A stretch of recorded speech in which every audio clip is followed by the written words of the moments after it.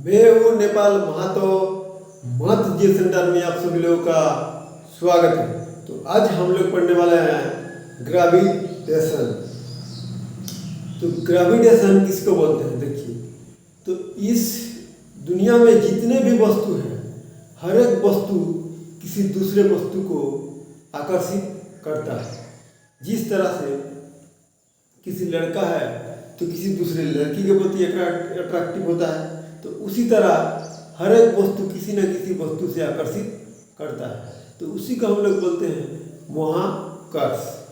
और पृथ्वी जब किसी भी वस्तु खींचता है तो उसी को हम लोग बोलते हैं अभिकर्ष। तो अभिकर्ष संबंधित या महाकर्ष संबंधित न्यूटन ने 2 सूत्र दिया था, तो उसी से हम लोग आज चर्चा करने वाले हैं। तो देखिए, मान लीजिए ये 2 ऑब्जेक्ट है, यानी कि 2 वस्तु है, और 2 पहले वस्तु का भर है m1 और दूसरे वस्तु का भर है m2। और इन 2 वस्तुओं के बीच का जो दूरी है वो है r। तो न्यूटन ने क्या कहा था कि इन 2 वस्तुओं के बीच जो लगने वाला बल है वो क्या होता है कि 2 वस्तुओं का जो मास है, यानी कि जो भर है, उसका गुणनफल का सीधा अनुपात लगता है। क्या लगता है? सीधा अनुपात, यानी कि m1 m2 F वेरिजेस m1 m2 होगा। दूसरा उन्होंने क्या कहा? दूसरा उन्होंने कहा कि इन 2 ऑब्जेक्ट का जो दूरी है, उन दूरी का स्क्वायर के साथ उल्टा अनुपात लगता है, यानी कि F वेरिजेस 1/r² होगा। और जब दोनों को मिलाएंगे तो क्या होगा? तो F वेरिजेस m1 m2/r² होगा। और इस वेरिजेस को हटाने के लिए किसी न किसी कांस्टेंट लाना पड़ता है।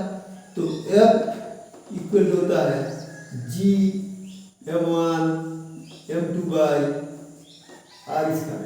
इसी g को हम लोग बोलते हैं ग्रेविटेशनल कांस्टेंट। क्या बोलते हैं? तो g को हम लोग बोलते हैं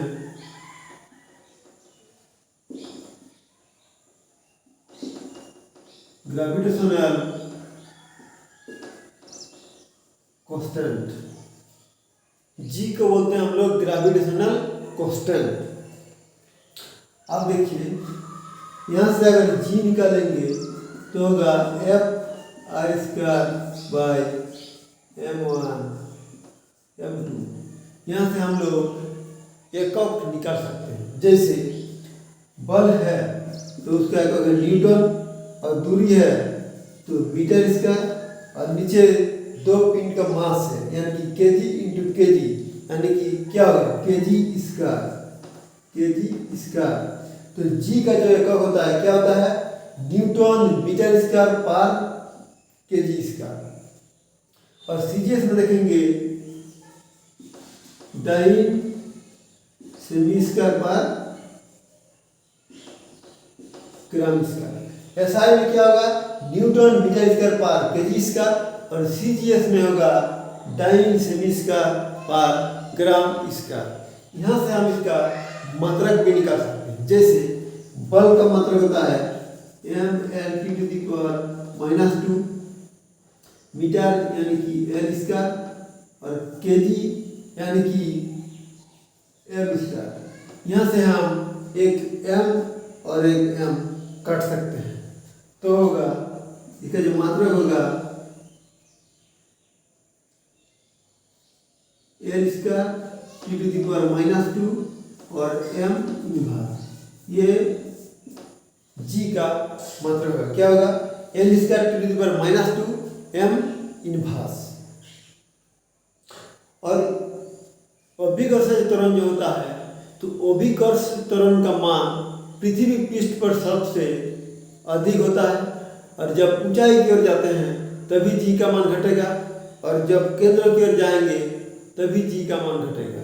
यानी कि अगर ये पृथ्वी है तो पृथ्वी पृष्ठ में सबसे ज़्यादा g का मान वैल्यू कहाँ में सबसे ज़्यादा होता है? पृथ्वी पृष्ठ पर, जो कि 9.8 होता है। यानी कि लगभग 10 होता है। और यहाँ से अगर ऊपर की ओर जाएंगे तभी जी का मान घटेगा, और नीचे की ओर आएंगे तभी जी का मान घटेगा। और फाइनली जब पृथ्वी के केंद्र पे पहुंच जाएंगे तो केंद्र पे जी का मान क्या होता है, यहाँ पे जी का मान 0 हो जाता है। तो पृथ्वी का केंद्र जब भी हम लोग पृथ्वी के केंद्र पे जाएंगे तो जी का मान क्या हो जाता है, 0 हो जाएगा। और अगर यहाँ से यहाँ तक आप गड्ढा खोल देंगे यानी खोखला बना देंगे तो ये पिंड जो होगा, यहाँ पे अगर किसी पिंड को छोड़ देंगे तो वो झूलता रहेगा। जिस तरह से दोनों घड़ी में जिस तरह से दोलना नीचे झूलता रहता है उसी तरह झूलता रहेगा। तो अगर ये क्लास पसंद आ रहा है तो प्लीज़ वीडियो को लाइक कीजिए, कमेंट कीजिए, सब्सक्राइब कीजिए और ज़्यादा से ज़्यादा शेयर कीजिए।